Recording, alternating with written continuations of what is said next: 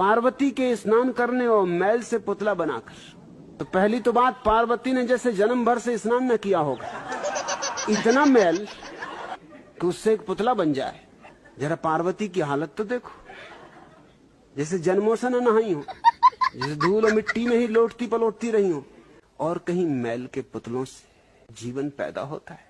क्या बचकानी बातें, मगर अद्भुत है हमारा देश।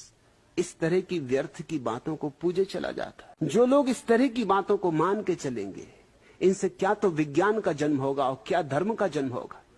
इनके जीवन में कभी भी कोई क्रांति नहीं हो सकती। कोई आज की मूर्ता नहीं, बड़ी पुरानी, बड़ी प्राचीन, इसकी जड़ें बड़ी गहरी, और इसे काटना हो तो पीड़ा तो होगी। मैं किसी भी मूर्ता को स्वीकार करने को राजी नहीं, चाहे वो कितने ही महत्वपूर्ण शास्त्र में लिखी हो। और फिर भगवान शिव, एक तरफ तो कहते हो कि वो त्रिकालज्ञ, और उनको भी गणेश के रोकने पर संदेह हो गया। संदेह तो बड़ी ही क्षुद्र मनोदशा है। संदेहग्रस्त व्यक्ति को तो हम धार्मिक भी नहीं मानते, और भगवान को तुम कहते हो वो सर्वव्यापी, सब कालों को जानने वाला, सबका ज्ञाता। उसको कैसे संदेह होगा कि पार्वती ने अपने शरीर से मैल निकाल के पुतला बना लिया, प्राण फूंक दिए। देवी देवता भी तुम्हारे आदमियों से बहुत भिन्न नहीं, वही ईर्षा, वही संदेह। अब ये क्या देवता हुए? फिर जरा भी उन्होंने पूछताछ भी नहीं की, गर्दन ही काट दी। ऐसी हिंसक वृत्ति। मगर आश्चर्य तो यह है कि इन देवताओं को तुम अब भी पूज रहे हो, 20वीं सदी में भी पूज रहे हो। फिर पार्वती ने विलाप किया। क्या देवी देवता है? इधर समझाते हैं कि आत्मा अमर, कोई मरता ही नहीं, और पार्वती विलाप कर रही हैं अब। और महादेव जी के साथ रहते रहते जिंदगी गुजर गई। इनको अकल ना आई तो तुम महादेव की मूर्ति के सामने सिर पटक पटक के सोचते हो अकल आ जाएगी। अब विलाप कर रही। और विलाप क्या करना है? जब मिट्टी के ही पुतले में सांस फूंकी थी, अरे तो फिर 2-4 महीने बाद नहा लेना था।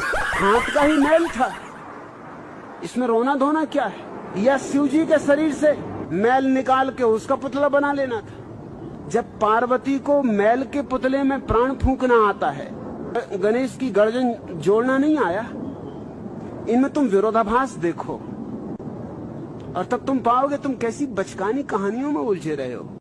शिवजी तो दम मारो दम, शिवजी तो भंगड़ियों के देवता है, गंजेड़ियों के देवता है। अब शिष्य भी क्या गांजा भांग पिए बैठे होंगे? आखिर जैसे गुरु होंगे वैसे शिष्य होंगे ना। शिवजी तो महाहिप्पी समझो। ये हिप्पी तो अभी नए नए आए, इनका कुछ खास नहीं। और तुमने उनकी बारात की कहानी तो सुनी ही होगी कि क्या एक से एक लोग पहुंचे बारात। पार्वती के पिता तो डर ही गए। अगवानी करने आए थे, जो बाराती देखे भंगेड़ी गंजेड़ी, कोई दम मार रहा है, कोई शराब की बोतल लिए होगा हाथ में, इर्छे तिरछे लोग, तरह तरह के अष्टावक्र। उन्हीं में से किसी शिष्य को कहा होगा कि भाई जा गर्दन ले आ। अब ये भी बड़े मजे की बात है कि गर्दन काटी थी तो गर्दन वहीं पड़ी होगी, क्या एकदम स्वर्ग चली गई? भेजने की जरूरत क्या थी? मगर वो खुद ही पिए होंगे। सामने पड़ी गर्दन दिखाई कहां पड़े? शिष्यों को भेज दिया गर्दन लेने। वो एक नवजात हाथी को मार के उसकी गर्दन ले आए। ये सब बातें साफ है कि भंगेड़ी ही कर सकते। हाथी की गर्दन और आदमी की गर्दन में कुछ तो फर्क है, और शिवजी ने उसी गर्दन को जोड़ दिए। उनको भी ना दिखाई पड़ा कि गर्दन किसकी, और वे पुनरुज्जीवित हो गए। ये सारी चीजें उस समय के लिए शायद ठीक रही होंगी जब आदमी का बिल्कुल बचपना था। आज इस 20वीं सदी में भारत के धर्म ग्रंथ इसी तरह की बकवास से भरे हुए।